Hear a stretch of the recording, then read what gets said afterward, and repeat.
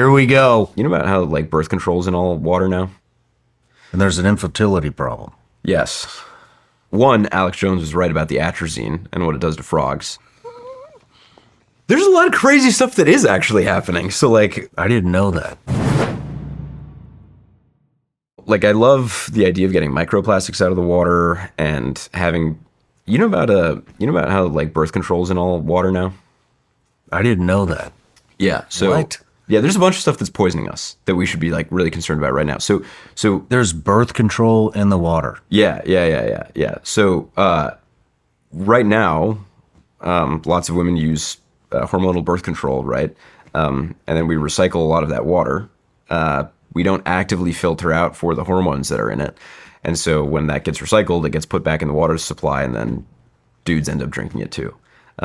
So one, Alex Jones was right about the atrazine and what it does to frogs. Two, there's a bunch of other stuff that's probably androgenizing us that's not good. So like, are there a lot of toxins in our environment? Yeah, totally. I would prefer that we focus like making America healthy again on getting rid of those things that we do know exist rather than like speculating about the World Economic Forum like spraying mind control viruses over us or something. There's a lot of crazy stuff that is actually happening. So like, let's talk about that, you know? Like, all of our kids' minds are being melted by TikTok, and there's birth control in the water, and there's plastic in everything that we touch, and China is stealing all of our IP and all of our actual critical industries.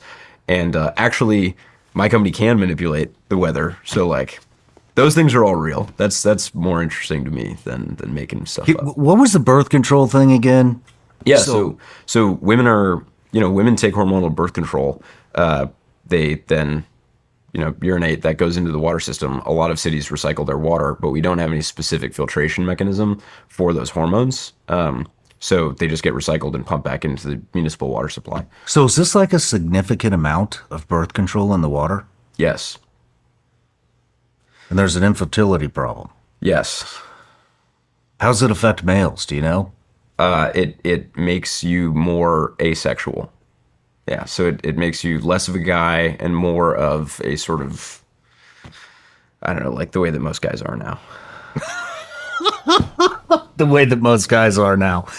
Yeah. I've heard there's so many conspiracies about the chemtrails, and I've heard that they're spraying estrogen in the air to. Well, let me tell you something, though. Oh, shit. Here we go. So the material that we use, it freezes the liquid in cloud into snowflakes that fall, right? Pure testosterone. It's not as effective, but it's almost as effective as silver iodide. So if we really want to make America healthy again, We'll all be showered in testosterone. I can make that happen. Oh, man, that's. Have you ever heard of Solbear? Mm-mm. I interviewed them about, 2-3 years ago, and they basically had come up with this formula where they would chemtrail it with a plane and spray this solution over trees. And basically what the solution supposedly does is it's almost like a tanning lotion that you put on the trees. And it keeps it allows them to, it allows plants to do photosynthesis a lot longer than normal because I think it has to be like 72 degrees or something for that to occur. And so this enables it to do more, which would clean the air and all this other stuff. I didn't know if you had heard of them. And No, I haven't. But basically, it helps trees grow a lot faster. yeah, I don't know whether that is healthy or not or what it's made of, but like if it is helping green stuff. It works. They gave me a bunch of samples. I sprayed it all Really? over a bunch of trees, and they blew up. No way. Yeah, to 100%, it works. That's fascinating because long term, Rainmaker has to do more than just like making it rain more, right? Like we have to automate tree planting, we have to figure out how to make the trees grow faster, or we have to make sure that the soil retains more water. So that tech sounds super, super interesting. So that's an interesting point because when you were talking about, greening the Sahara, I mean, where would the soil come from? So rather than the Sahara, right? Let's like take Arizona as an example. Kingston, Arizona, a lot of that soil is the same mineral content as the Central Valley. It's just not productive because there's not enough water, right? So there's a ton of areas in the world where it's like ready to farm if only for water supply. So like you can start with those and you don't need to change the soil too much. Now, in the case of a lot more arid regions, how do you get the amount of nutrients and water to stay in the soil for actual plants to grow? Because if you plant a seed in sand, like probably no dice, right?